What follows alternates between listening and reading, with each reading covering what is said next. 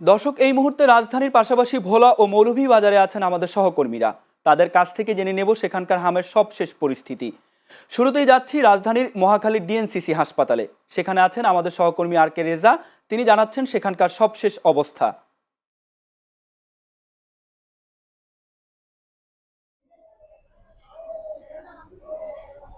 কামরুল, যেমনটি বলছিলেন, গত 24 ঘন্টায় কিন্তু আবারও হামরোগের মৃত্যুর খবর আমরা পেয়েছি।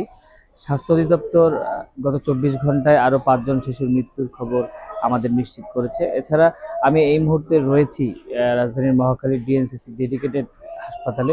আমি যদি হাসপাতালে একটু বর্তমান পরিবেশ পরিস্থিতি আমার পাশেই দেখানোর চেষ্টা করছি। এই হাসপাতালে সকাল থেকেই হামরোগের শিশুর একটু চাপ দেখেছি এবং ঘন্টায় ঘন্টায় নাকি এখানে রোগীর চাপ বাড়ছে বলেছে কর্তৃপক্ষ। এছাড়া গত 24 ঘন্টায় এই হাসপাতালে আমরা অনেক শিশুর ভর্তির খবর শুনেছি। যদিও স্বাস্থ্য অধিদপ্তর বলছে টিকা কর্মসূচি যেহেতু শুরু হয়েছে, আস্তে আস্তে এই রোগ প্রতিরোধ ক্ষমতা এবং সংক্রমণ কমে আসবে বলে তারা এমনটাই জানিয়েছেন। এছাড়া এইদিকে আমাকে বিশেষজ্ঞরা বলছেন যে অভিভাবকরা যদি ঠিকমতো টিকাদান কর্মসূচিতে অংশ নেয়, অর্থাৎ শিশুদের ঠিকমতো টিকাদান কর্মসূচির আওতায় আনা যায় এবং ঝুঁকিপূর্ণ এলাকাগুলো যদি নির্ধারণ করে সেগুলো ঠিকমতো পর্যালোচনা এবং যারা শিশু আক্রান্ত হয়েছে হামে তাদের যদি বেশি করে পুষ্টিজনিত খাবার খাওয়ানো হয়, তাহলেই এই রোগের প্রতিকার আসবে বলে বিশেষজ্ঞরা এমনটাই জানিয়েছেন।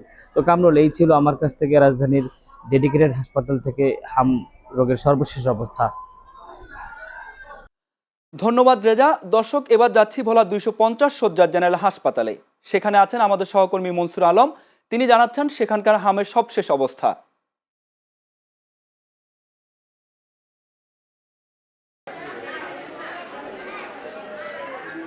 জি, ধন্যবাদ কামরুল। আপনি যেমনটা জানতে চেয়েছিলেন, সারা দেশের ন্যায় বলেও কিন্তু হামের উপসর্গ নিয়ে প্রতিনিয়ত রোগীরা ভর্তি হচ্ছে।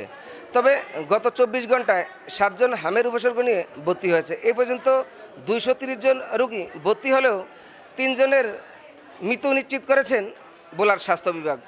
তবে ভোলার স্বাস্থ্য বিভাগ আমাকে যেমনটা জানিয়েছেন যে হামের লক্ষণ দেখা দিলে কিন্তু সাথে সাথে চিকিৎসকের পরামর্শ নিতে হবে, আলাদা করে রাখতে হবে এবং টিকাদান নিশ্চিতের মাধ্যমেই কিন্তু হাম নির্মূল করা সম্ভব। তবে এখানে কিন্তু চিকিৎসা নিতে আসা রোগীরা আমাকে যেমনটা জানিয়েছেন যে ভোলায় কিন্তু শিশু ওয়ার্ডে মাত্র 60টি বেড রয়েছে। আমি যদি আপনাদেরকে একটু দেখাতে চাই, এই 60টি বেডের বিপরীতে কিন্তু 203 জন রোগী বর্তমানে ভর্তি আছে। তবে এই অতিরিক্ত রোগী এবং ডাক্তার ও নার্স সংকটও কিন্তু ভোলার 250 শয্যা জেনারেল হাসপাতালে রয়েছে। ডাক্তার ও নার্স সংকট এবং অতিরিক্ত রোগী এই থাকার কারণে কিন্তু চিকিৎসা নিতে আসা রোগী ও স্বজনরা প্রতিনিয়ত ভোগান্তির শিকার হচ্ছে। এই ছিল ভোলা থেকে আমার কাছে সর্বশেষ তথ্য। মনসুর, আপনাকে ধন্যবাদ। দর্শক, এবার মৌলভীবাজারের জুড়ি উপজেলা স্বাস্থ্য কমপ্লেক্স থেকে আমাদের সহকর্মী সাইফুল ইসলাম সুমন জানাচ্ছেন সেখানকার হামের সবশেষ পরিস্থিতি।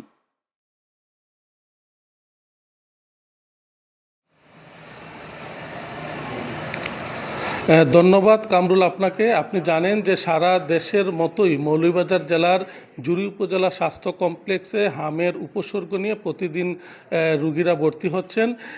এখন পর্যন্ত জুড়ি উপজেলা স্বাস্থ্য কমপ্লেক্সে শতাধিক রুগী হামের উপসর্গ নিয়ে ভর্তি হলেও পরীক্ষা নিরীক্ষার পর এখন পর্যন্ত কোনো রুগীর মধ্যে হামের উপস্থিতি পাওয়া যায়নি, যার ফলে তারা প্রাথমিক চিকিৎসা নিয়েই বাড়ি ফিরছেন। জুড়ি উপজেলায় 19,000 শিশুকে হাম রুবেলার টিকা দেওয়ার যে লক্ষ্যমাত্রা নির্ধারণ করা হয়েছে তা এখন পর্যন্ত প্রায় 9,000 শিশুকে প্রদান করা হয়েছে।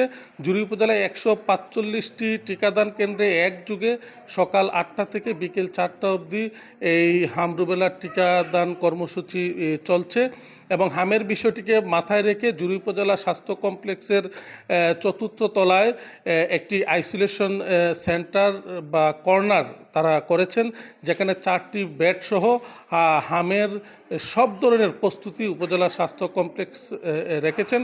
আমাকে জুড়ি উপজেলা স্বাস্থ্য কর্মকর্তা ডাক্তার সমরজিৎ সিংহ যেমনটি জানিয়েছেন যে হামের বিষয়টিকে তারা মাথায় রেখে তারা সব ধরনের প্রস্তুতি জুড়ি উপজেলা স্বাস্থ্য কমপ্লেক্সে রেখেছেন।